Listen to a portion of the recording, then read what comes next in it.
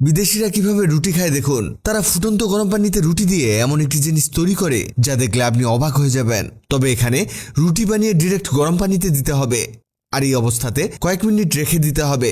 এরপরে ঠান্ডা বরফ পানির মধ্যে এই রুটিগুলোকে নিয়ে নিতে হবে। এখানে রুটি কিছুটা ছিটতে পারে, তবে সমস্যা নেই, আমাদের যে কাজের দরকার তা হয়ে গেছে।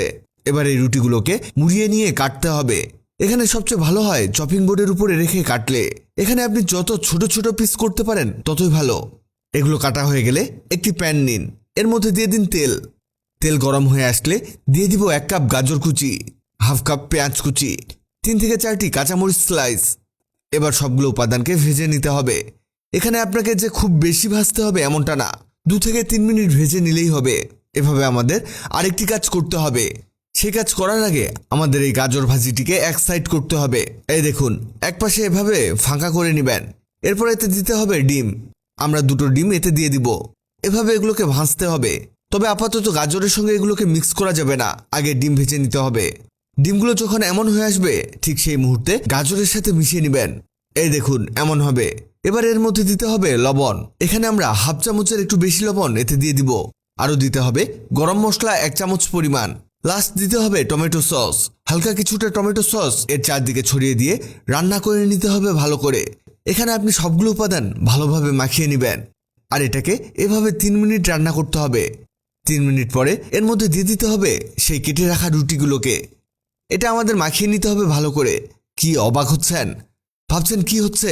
এখনই বুঝতে পারবেন এটা কত মজার জিনিস তৈরি হচ্ছে।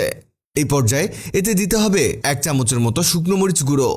আরও দিতে হবে সয়া সস, গোলমরিচ গুঁড়ো 1/4 চা চামচ, 1 চামচ চিনি দিয়ে এটা মাখিয়ে নিন ভালো করে।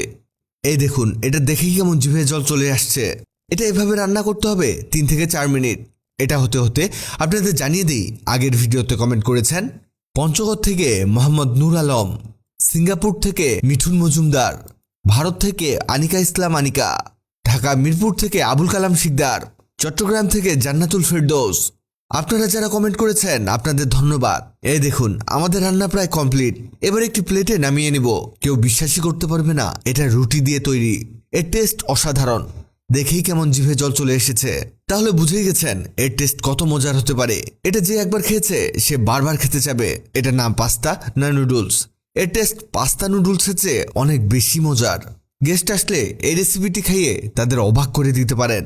ভিডিওটি অনেক মায়েদের উপকারে আসতে পারে, তাই ভিডিওটিকে শেয়ার করুন। আপনি পৃথিবীর কোন জায়গা থেকে ভিডিওটি দেখছেন কমেন্ট করুন, যাতে পরবর্তী ভিডিওতে আপনাকে ধন্যবাদ জানাতে পারি। ভিডিওটি ভালো লাগলে লাভ রিঅ্যাক্ট দিন, খারাপ লাগলে হাহা রিঅ্যাক্ট দিন। এমন সব তথ্যবহুল ভিডিও পেতে ন্যাচারাল বিউটি হ্যাক্সকে লাইক ও ফলো দিয়ে রাখুন।